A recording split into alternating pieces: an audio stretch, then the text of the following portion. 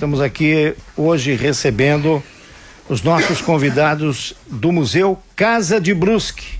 Está aqui a Luciana Paza Tomasi, que é diretora, ela mudou a diretoria, mas ela se mantém aí na diretoria, digamos assim, no gerenciamento da casa, Museu Casa de Brusque. E também o nosso Celso Deutscher, que é, não sei se o Celso, você é voluntário lá na casa de Brusque? É voluntário. Pois não. Voluntário. Deixa eu só para registrar antes que eu esqueça uma ideia aí do meu amigo Eliseu Schmitz aí sobre a questão dos entulhos, que o programa é assim, a gente tá falando do assunto, já mete o dedo no outro assunto, né? Ele diz o seguinte: seria interessante se a prefeitura disponibilizasse, sei lá, um veículo uma vez por semana para passar pela cidade e recolhendo isso, nem que de repente criasse uma espécie de taxa de valor aí para cobrar da população, que às vezes tem muita gente que vem de fora, não tem muita condição de pagar uma caçamba de entulho. Hoje a faixa de R$400, R$500, dependendo né? Então, só para registrar que o Eliseu que está nos acompanhando lá deu essa... Boa ideia. Deu essa sugestão. Paga-se uma taxinha ali simbólica, enfim. Boa ideia. Feito o registro, Eliseu, obrigado. Boa ideia do Eliseu, muito bem. No mês de abril, tivemos a escolha da nova diretoria do Museu Casa de Brusque, que tem agora como presidente o Marco Schlesser, o vice-presidente o Eduardo Loss, primeira secretária Jocilene Raio, segundo secretário Rafael João Scharf, primeiro tesoureiro Gilson Ávila Hubert, segundo tesoureiro Rosemary Glatz, diretora de patrimônio Vânia Helena Chevaert, e diretor técnico Renato Riffel. Depois tem os membros do Conselho Fiscal e suplentes, certo? Vamos começar. Eu quero conversar com você, Celso. Vamos conversar contigo, depois a gente... Você acompanhou todo esse processo de escolha da diretoria? Tivemos uma renovação, então, bom dia.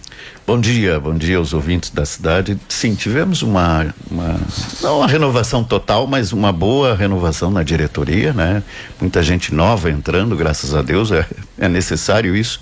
O museu a sociedade tem 70 anos, quase 71 agora em agosto, né, Lu? E é difícil a gente formar às vezes uma diretoria, porque quando toca para trabalhar voluntariamente não é fácil encontrar gente disponível, e graças a Deus nós tivemos aí, né, o Duda e tantos outros aí, o Duda Loz e outros. O Marcos já participa direto, e o Marcos tem nosso presidente atual, ele tem um histórico lá dentro, ele cresceu praticamente ali dentro, né? O pai dele é um dos fundadores, junto com o Aires Gevaerd, né? O Horst Schlesser. E é praticamente uma volta aí que nós temos, né? Que é uma geração posterior, que é o filho do Horst, assumindo a presidência. Isso, claro, para nós que militamos aí nessa área de história, nessa área de preservação de memória, isso é importante. E a gente vê também que as etnias fundadoras da cidade estão ali, estão participando diretamente dos trabalhos da casa, né? O museu, com isso, também traz aquela coisa de que museu não é lugar só de coisa velha. Ali também nós temos uma série de ações, né, que certamente daqui a pouquinho também a Luciana vai falar, né, que nos remetem ao hoje também, né? Outro dia, Rodrigo, nós estávamos lá com a apresentação da G7, aquelas senhoras lá, e uma tia tua, eu acho, foi lá e fez uma lembrança que eu achei muito legal, né, Lu? Ela levantou e disse assim: olha, eu quero registrar que o meu pai, que dá o nome ao conselho, que dá o nome ao edital de cultura do município, também participou. Para aqueles que tinham ideia de que o museu é só de alemão, italiano e polaco, essas horas assim te chama a atenção. Não, cara, nós somos de todas as etnias. Assim como nós tivemos eventos, né, Lu? E estamos tendo de afrodescendentes, de italiano, de todo mundo, na verdade. Porque ali o nome diz tudo. A casa é de Brusque, do brusquense, nossa, né? E agora, o que vocês têm? Vocês têm esse trabalho de desenvolvimento da questão dos 150 anos da imigração italiana. Também tem o tradicional livro do Notícias de Vicente, só de 200 anos de imigração alemã. O que vocês têm projetos desenvolvendo nesse ano? O fato de fazer, Luciano. Aliás, só deixa eu concluir aqui para ajudar o Rodrigo. Tem uma exposição na Lesc também dos 150 anos da imigração italiana com material da Casa de Brusque, é isso, né? Isso. Bom dia a todos aqui da rádio, aos ouvintes que estão nos acompanhando. Bom, a Casa de Brusque, ela está sempre realizando projetos, né? Então, às vezes as pessoas vêm conversar para realizar projetos em conjunto, ou mesmo a Casa de Brusque toma a iniciativa, né? Então, esse ano, o nosso grande projeto além de montar o espaço do museu, né? A nova exposição de longa duração, também essa exposição temporária dos 150 anos da grande imigração italiana para Santa Catarina. Até gostaria aqui de agradecer ao professor Márcio Fumagalli, que é um grande incentivador também da Casa de Brusque, e através dele vamos estar na Lesc com essa exposição temporária. Ainda não tá, a exposição não está pronta ainda lá? Irá abrir lá no fim de maio, agora, certo. Nas próximas semanas irá abrir. Vai ficar quanto tempo lá? Vai ficar uma semana, mais ou menos, uma semana. Que tipo de material será exposto? Na verdade, foi uma pesquisa que já vem sendo realizada desde o ano passado sobre os 150 anos da grande imigração. Certo. E ela abrange não só a nossa colônia, Itajaí Brusque, que se comemora os 150 anos, mas todas as regiões de Santa Catarina, que teve a colonização italiana, né? Então são basicamente textos, são os painéis que nós montamos e estarão expostos lá na Lesc. Nós temos a exposição na Lesc e vamos ter uma exposição aqui também no... E junto a exposição na Casa de Brusque, que vai abrir a partir do dia 22 de maio. Dia 22, semana que vem. De maio, isso. Legal. Então, aqui na Casa de Brusque, o diferencial vai ser que vamos ter muitas peças históricas também relacionadas à imigração. Enquanto lá na Lesc serão os painéis, né, por conta questão de transporte, conservação do acervo, enfim, não vai ser possível levar, né? Então vai acontecer aqui na Casa de Brusque. Então quem tiver oportunidade de ver lá na Lesc, com certeza que na Casa de Brusque vai ser ainda mais enriquecedor. Certo. Uma pergunta relacionada ao funcionamento da casa, depois a gente pode voltar a esses temas aqui de novo, sobre esse assunto dos 150 anos de imigração italiana em Santa Catarina. Começou aqui em Brusque, podemos voltar também e falar desses 200 anos de imigração alemã no Brasil e as notícias de Vicente Só.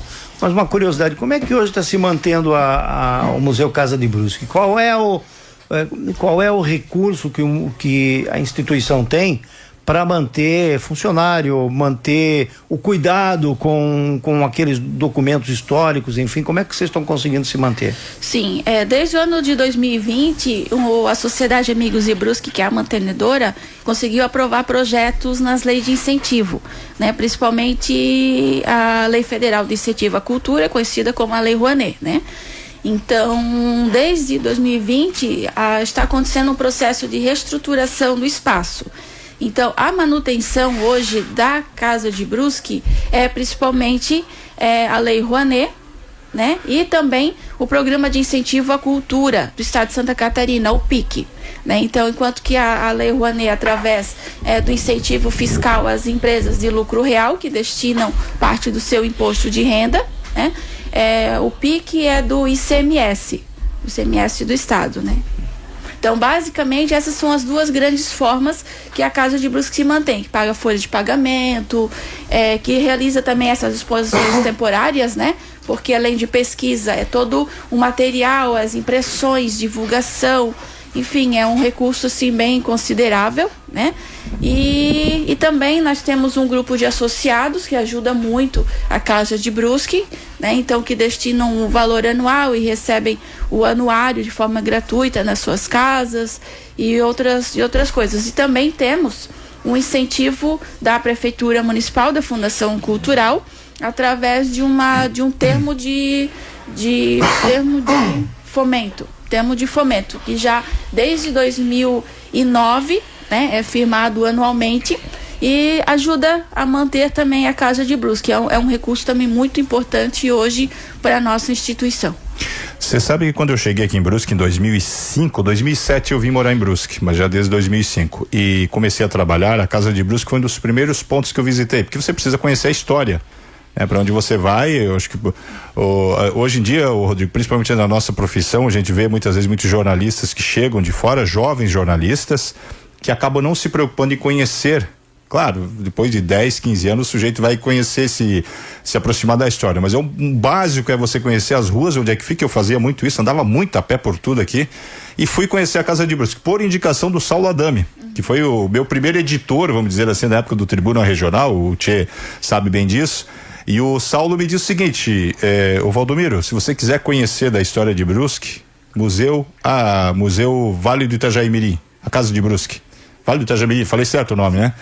Aí ele disse, me explicou onde é que ficava, e eu fui lá, não lembro quem é que estava naquela época lá. A Luciana não tá. Provavelmente o seu Otto Kuchenberg. Será que era o Otto? Não lembro agora. E aí lá eu me debrucei, eu que gosto de história, sou apaixonado por história, me debrucei e tal, e veio tudo que tinha lá. Essa catalogação, e aí é onde chega a minha pergunta, né, da história, ela vem acompanhando com o passar do tempo, porque eu tô falando de 2006, 2007, você tinha o registro dali para trás. De lá para cá, vem se atualizando essa informação, embora hoje a gente tenha, Rodrigo, o recurso aí da internet, onde está tudo lá na internet, mas é importante que se tenha uma base, né? Um local onde as pessoas possam, se chegar daqui a um tempo, igual eu cheguei lá em 2007, onde é que eu vou buscar a história? Na internet, de repente lá eu vou encontrar um material mais enriquecedor, né? Sim, então, a Sociedade Amigos de Brusque, ela foi fundada em 1953, né?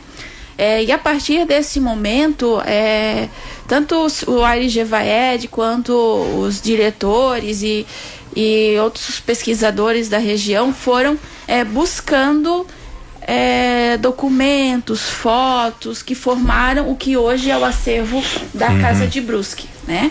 Então, nos primeiros anos, principalmente, foi apenas chegando material, né? Não tinha ainda um processo de catalogação, certo?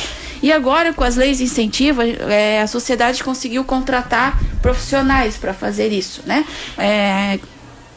Museólogos, conservador, restaurador, enfim, um grupo de profissionais, e agora que nós estamos fazendo esse trabalho técnico, né? Então, por quê? Porque não é apenas vamos dizer assim, a grosso modo, montuar as informações, mas nós temos que ter um processamento disso, para que quando as pessoas procuram um museu, eu gostaria de uma foto do bairro Santa Terezinha, né, de tal localidade, a gente consiga encontrar essas informações, né? Hoje nós temos a inteligência artificial que nos ajuda, né, de alguma forma, mas nada dispensa ter um profissional ali que conheça a história, que possa juntar, né, as informações da inteligência artificial mais esse profissional para compor essa informação da melhor forma possível.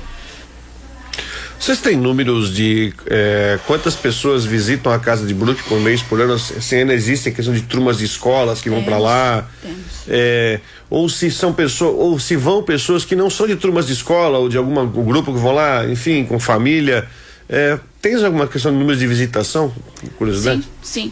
Então, desde 2009, com o convênio com o Poder Público, recebemos turmas de alunos para visitar o museu, né? Então já foi turmas de 4º ano, atualmente é o 3º ano de toda a rede municipal que está visitando. O maior público é de turmas, né? Então, além das municipal, as estaduais, as privadas também, não só de Brusque, mas da região, né, que tem a possibilidade, e há em torno de umas 3.000 pessoas por ano, né? Dá mais de às vezes 40, 50 turmas de alunos que visitam. E são visitas guiadas? São Você guiadas. faz a... Então, no início eu praticamente era a única funcionária, né? E com o passar do tempo, com as leis de incentivo, foi possível contratar mais profissionais. Então, hoje nós temos uma pedagoga que ela faz esse trabalho com as turmas, né? Inclusive, não só o trabalho de ir lá falar sobre a história, mas também ações educativas, né? Porque eles acabam brincando de uma certa forma, fazendo alguma atividade ali no museu, que beneficia eles fixarem a informação. Aqui no intervalo, o Celso já me passou aqui uma informação que eu faço questão agora de falar. Você sabe que eu tenho uma curiosidade muito grande pela história, mas assim, vou falar de Brusque sobre a geografia da cidade. A geografia, hoje ela está aqui na nossa região, aqui 1º de maio, a minha avó contava que quando ela chegou aqui lá de São João Batista, isso aqui, lá nos anos 40, um pouco antes, o que salvou essa região que foi a fábrica Renault de ter se instalado lá. Então havia uma espécie de infraestrutura, mas ainda muito, né, totalmente fora do contexto do que merecia a cidade, do crescimento da cidade. Tinha uma empresa grande, que era a fábrica Renault, e ainda tinha umas dificuldades aí de transporte de mercadoria e tal, enfim. Mas uma coisa que eu tenho muita curiosidade sobre o rio Itajaimirim. Eu já vi aí muitos vídeos, até colegas nossos que estão fazendo alguma coisa relacionada a isso, mas você disse que tem um projeto aí da Casa de Brusque para fazer alguma coisa para mostrar o rio. Existem registros do traçado do rio, assim, muito claros e técnicos para se embasar, principalmente na região hoje do bairro Dom Joaquim até, sei lá, até ali no Santa Terezinha? Eu vi uma foto outro dia, deixa eu esclarecer, eu vi uma foto outro dia lá, publicada, do rio passando ali no Santa Rita, próximo à antiga Conservas Stein, que eu lembro da Conservas Stein. Tu não lembras disso? Da Tecelão de Lodz ali, mas eu não lembro do rio. Eu lembro. Tu vê, eu cheguei em 85 em Brusque. Você lembra, Rodrigo, ali do rio no Santa Rita? Não. Eu lembro, por exemplo, do rio lá no Rio Branco, onde hoje está a empresa Hort lá, que já foi uma outra empresa, e eu lembro que eu brincava naquela região, tinha parentes lá, eu lembro que do rio, como era o rio, a gente tomava banho no rio lá, né? Mas assim, aqui do Santa Rita eu não lembro. Não, na verdade, assim, ó, se vocês puxarem a memória, vocês vão lembrar, inclusive, onde hoje é o estacionamento da van, onde está o Senac ali, ali passava o rio. Certo. Ali eu vi os bombeiros passando um trabalhão, o Adão, aquela turma antiga ali, lembra o Adão lá do Planalto, da associação tal, que era bombeiro, caçando jacaré, cara. Porque era cheio de jacaré ali. Ali atrás da Schlesser, ali, na frente, na verdade, ali na rua... a rua do Hotel Queiroz, como é o nome daquela rua ali? Gustavo Schlesser. Eu lembro de nós passar, olhar e voltar, porque o jacaré tava tudo tomando sol em cima da coisa, porque ali era uma curva ainda de rio, né? Então, esses traçados, nós temos lá, né, Luciano, algumas fotos desses traçados antigos, até o Jornal Município andou procurando esses dias, falou até comigo lá, mas pessoalmente eu não tinha, pedi para ele ir para Casa de Brusque, tem lá, né? Esse projeto, Nós e o Rio, chamado aí que eu estava te falando de lei, ele na verdade não é um projeto do Museu Casa de Brusque, esse nós ganhamos um edital de cultura. Certo. Ele vai ser apresentado a primeira vez lá no museu, né? Porque esses eventos geralmente de história aí a gente leva para o museu. Nós temos para levar a comunidade para o museu também, e porque é a história da cidade. Mas veja, o Rio tem uma relação conosco extraordinária. As grandes civilizações nasceram onde? Beira de rio. O Egito, o Nilo. As relações são sempre, né? Tu pega a Polônia, o Vístula, tu pega sempre beira de rio. Por quê? Porque as terras mais férteis, etc. Qual é o problema? O Barão chegou aqui já no primeiro ano, uma enchente devastou o básico que tinha em Brusque. Então já tem a primeira, ele já manda uma carta para o governador dizendo que ele precisa de dinheiro para poder se arrumar. Então uma relação sempre, eu digo assim, de amor e ódio entre o rio e nós e o rio. Por quê? Agora, recentemente, tu lembras bem disso, porque participasse como eu na imprensa aí, quando saiu essa ideia de Beira-Rio, de mudar o curso do rio, porque a culpa pelas enchentes eram as várias curvas do rio e tal, enfim, hoje comprova-se que parte disso era verdade realmente, né? Não era só para fazer, infraestrutura no terreno do Ciro Rosa, como a turma dizia antigamente. Para a época era uma solução. Solução, né? Hoje já se sabe que tem outras, né? Até melhores, né? Ajudou e ajudou muito. Mas veja, a nossa relação, inicialmente, comida. Cara, nós não tinha plantado nada ainda. O rio dava o peixe, tinha ao redor na área ao redor do rio, os grandes animais, desde a capivara, porco do mato e essa bicharada toda aí, que ele tinha, que alimentou os primeiros imigrantes. Nós temos até cartas, etc., onde eles falam que a caça aqui era abundante e tudo mais tal. Por quê? Porque havia a fonte de água, que era o nosso grande negócio. Ao longo do tempo, foi comprovado de que também a indústria, se ela tinha que nascer, ela tinha que estar perto de rio. Porque também a estrada era o rio. Veja, se você olhar os relatos de como chegaram os imigrantes até Brusque, tu vai ver que a única estrada que nós tínhamos era o rio. Por isso que aqui onde é a Ponte Estaiada, nós tínhamos o nosso porto de Brusque, que era onde as pessoas chegavam, desembarcavam, onde se carregava os alimentos para levar para Itajaí, para exportar, né? Aquela história, um dia eu acho que eu já até falei para vocês que nós fomos um dos maiores produtores de café da região. E ninguém sabe. Até hoje, se tu olhar, tem muita casa com pé de café ali. Nós já fomos, depois trouxeram um vírusinho aí que acabou com o nosso café aqui. Mas era tudo via rio. A madeira via rio. Tudo via rio. O rio era a estrada. Hoje nós conseguimos construir estrada ao redor, né? Mas o rio ainda continua sendo, até imaginariamente, para nós, a nossa fonte de vida, pô. Parece que está no DNA do brusquense. Eu nunca esqueço uma foto que, se não me engano, foi a Inês Lobo que tirou. Te lembra da Inês Lobo, que trabalhou, claro, no Tribuna, trabalhou no meu jornal, trabalhou no Jornal Município, eu acho também. TV Brusque.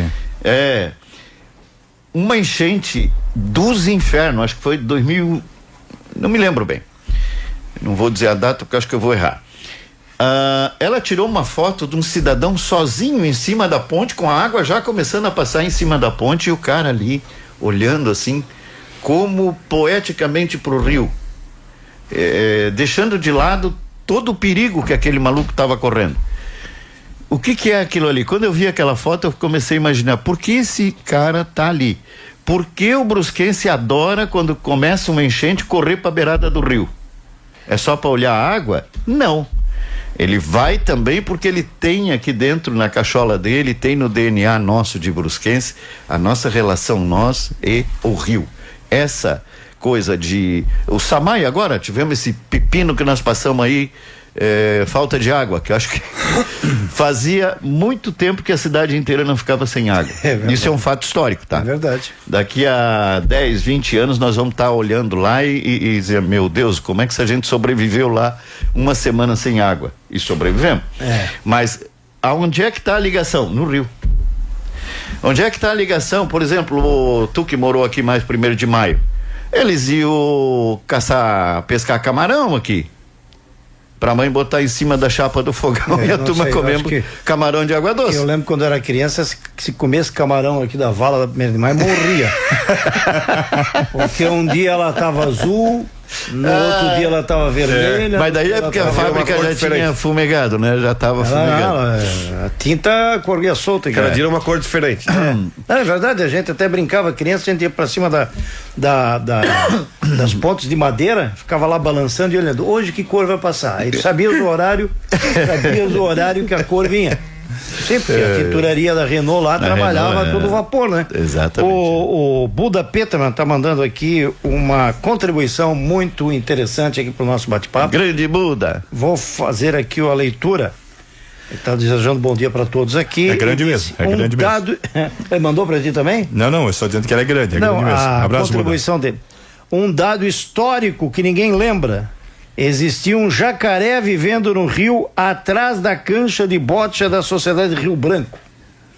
Alguns duvidavam e diziam que seria efeito alucinógeno do consumo de álcool, mas eu lembro e vi. Isso precisa ser documentado. A não ser que alguém tenha matado o pobre do jacaré e tenha o couro do jacaré ainda, seria realmente uma... Agora, no livro do Germano Hoffmann, também um depoimento disso. Eu nunca vi jacaré. Você já viu, Rodrigo? Então, teve conhecimento? O Rodrigo andava na praia, ele andava na praia do Maluche. Tomava as banhos na praia do Maluche. Na praia do Maluche não, mas eu pescava num corte de rio. Sim. tinha uma fazenda ali perto. Onde é que tinha a antena da rádio antigamente ali? No Ferbringer ali? Sim. Tinha um corte de rio ali. Tinha um corte. Aí virou uma lagoa. E a gente pegava o nosso canicinho e ia lá pra pescar. Mas você nunca viu um jacaré? Aí eu vi um jacarezinho lá. Ah, viu? Vi. O jacaré aqui do Schlesser ali era conhecidíssimo. Então tem mais de um, então. Não, tem era branco, tem o do Schlesser. Não, do Schlesser tinha 8, 9, pô. Será Tinha que não 8, era o 9 em mesmo? cima da rua. Tu ia passar, porque ali não era uma rua asfaltada, bonitinha como era uma então ruazinha bem sem vergonha. Esse jacaré aí era um tal de Vicente Só, que era sozinho, né?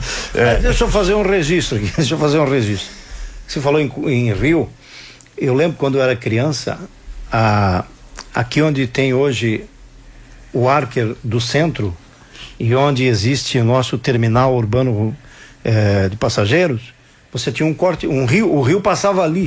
Ele saía ali na Moritz Germano Hoffmann, atrás onde tem a oficina do meu amigo Afonso Bé, naquela região ali, porque a gente brincava ali depois da escola e ali tinha um rio.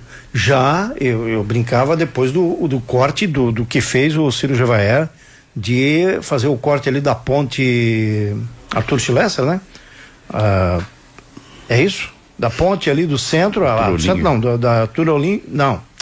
A ponte ali onde tem o terminal, nome da ponte. Arthur Schlesser. Ali começou o corte, não foi a partir dali? Porque ali entrava à esquerda, então, esse rio que depois, obviamente, fecharam, né? É um assunto interessante, sabe? Bem interessante, eu penso que merecia um documentário. Sim, vai sair, se Deus quiser vai sair, tomara que a gente consiga passar essa ideia dessa relação, entender? Deve ter muita, além da informação técnica da prefeitura, né? Vocês devem ter muita foto aí, né? Que dá para juntar tudo e fazer sei lá. E hoje tem ainda muito de ler essas pessoas. Eu gosto muito da memória oral. Sim. São essas pessoas mais antigas que nós temos que fazer. Eu tenho trabalhado muito com memória oral. Claro, lá no museu não se pode trabalhar só com isso. Nós temos a memória fotográfica, inclusive essas fitas lá que a gente trouxe, que tá aquela que eu estava te falando. Sim. As entrevistas que tu fazia. Eu nunca me esqueço que um dia eu fiz uma entrevista com o Dr. Scheffer, o Dr. Nica Scheffer. Rodrigo lembra? E a gente encontrou, alguém mandou pra gente uma imagem do início do século, lá em 1926, se não me falha a memória, de um italiano que visitou Brusque, e depois foi visitar também Botuverá, e fez uma imagem da torre da igreja do centro. E também fez uma imagem do pessoal descendo, e uma coisa que deu para observar bem, as pessoas descalças. Pessoa de calça social, gravata e descalça. E aí, mostrando essa imagem, o doutor Nica sentado, quantos anos tinha o doutor Nica naquela época? Uns 70 anos, quase 80, né? Eu não me lembro quantos anos ele faleceu, mas ele apareceu o Hotel Scheffer. Ele, na tela essa de imagem TV, tem aqui no YouTube. A tela ele apontou instantaneamente, eu do lado, ele do outro, a gente mostrando a imagem no programa que eu gravava, ele apontou o hotel do meu pai. Cara, fantástico. O hotel do meu pai. Que era ali na esquina ainda existe, hoje, né? Existe, né? Tanto que antigamente, eu sou ex-seminarista, né? Ontem ainda estava falando no grupo dos ex-seminaristas ali, que ali tinha o Pombal, que era a república do pessoal que vinha fazer faculdade em Brusque. E quando tu saía do seminário, tem uma coisa que eu queria registrar, que eu acho muito importante para nós, as pessoas que queriam pesquisar, iam lá, a gente dava acesso a documentos, etc. O Aires, na época, depois, né, o seu Kuchenbecker, o seu Otto e tantos outros, Paulo Cons e outros que trabalharam lá também, né, que participaram lá. Agora, nós estamos modernizando isso tudo. Esses projetos que a Luciana estava falando aqui, de incentivo à cultura por ali, documento, etc., o Azambuja e outros museus aí eram mais peças. Hoje nós vamos poder dizer assim, o Museu Casa de Brusque também tem um acervo de peça extraordinário. E essa nova roupagem que a gente fez, que a gente chama de exposição permanente, né, Lu? Que é a que fica ali toda a vida para as pessoas visitar, porque hoje ele está desmontado. Nós temos a casa em Chaimel com essas coisas aqui, e lá atrás agora, se vocês passarem lá agora, tá todo em obras, né? Claro, isso é resultado desses projetos e das diretorias que são atuantes, né? E por isso a importância do Marcos também, né? Mas veja, em agosto nós vamos ter um trabalho que vai ser inaugurado e que vai mostrar não só que o Museu Casa de Brusque trata daquele nosso passado lá com documentos, com fotos, etc., mas também com peças extraordinárias que nós temos da história local, que a gente vai poder contar grande parte da história local através das peças que o museu vai expor. Deixa eu passar essa imagem aqui. Posso? Manda. Só registrar tá aqui. Tá lá no grupo já. Deixa eu pegar aqui na tela. Eu acho que nós vamos ter que fazer 2 ou 3 programas com vocês dois, pode ser? Ótimo.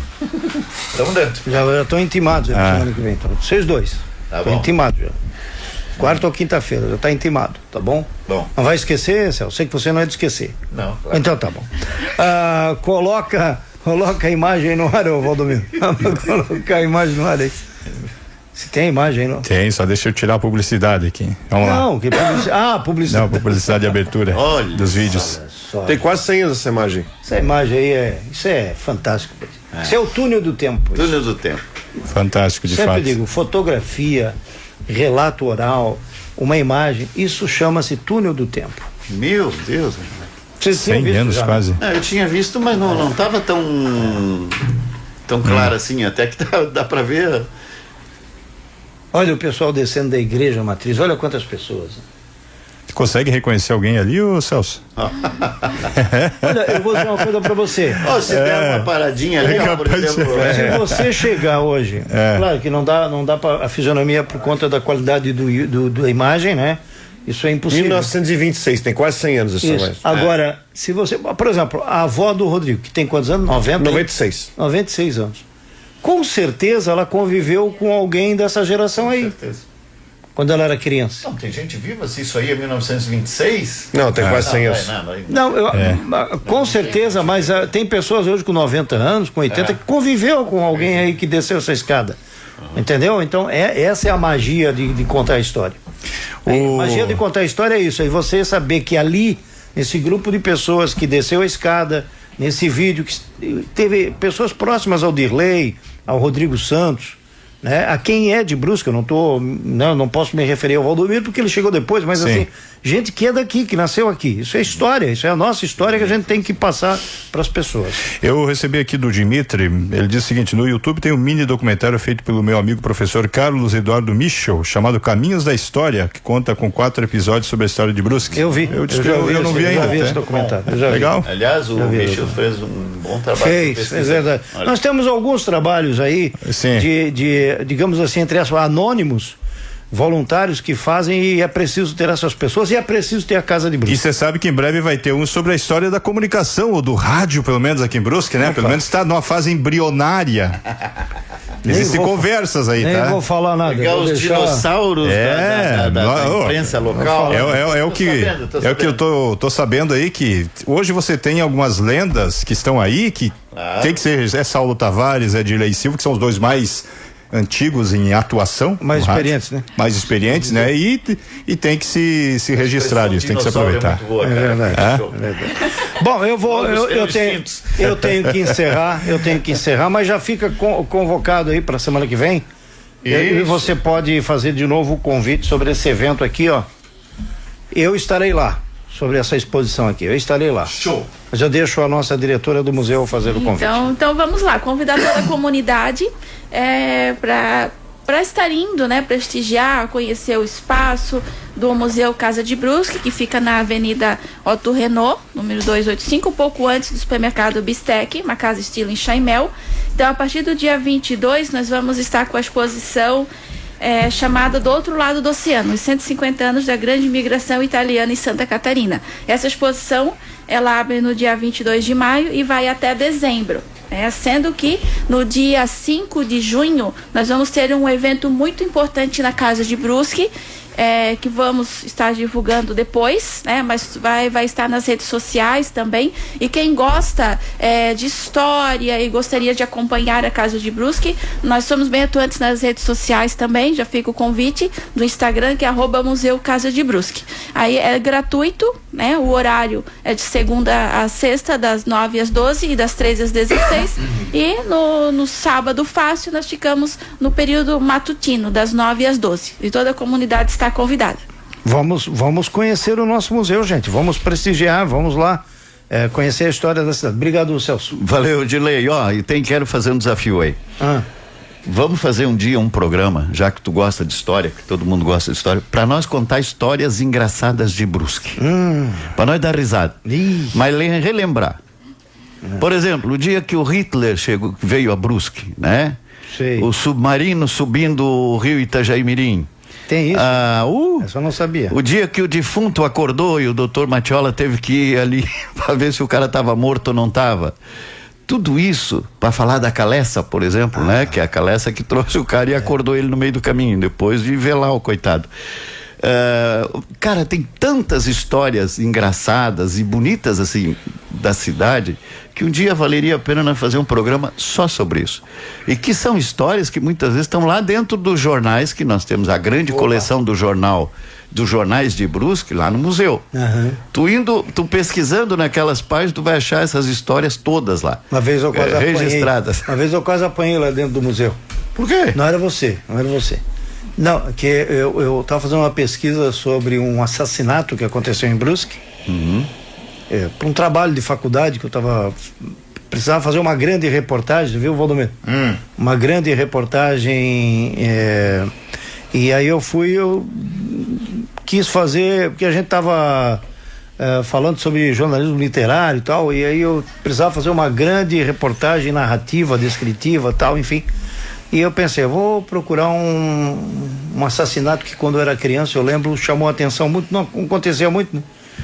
E aí eu fui lá na Casa de Brusque para procurar o jornal para saber mais. Claro, eu não tinha sido orientado, né? Não pode puxar a folha desse jeito que é capaz de... Meu Deus do céu. Mas não foi você, foi outra pessoa. Foi lá no Mas início dos anos Dirley, tu sabe que isso aí é um problema seríssimo. Tem jornal que os caras rasgaram a folha, tiraram fora e levaram embora. Isso é criminoso, né? Meu Deus.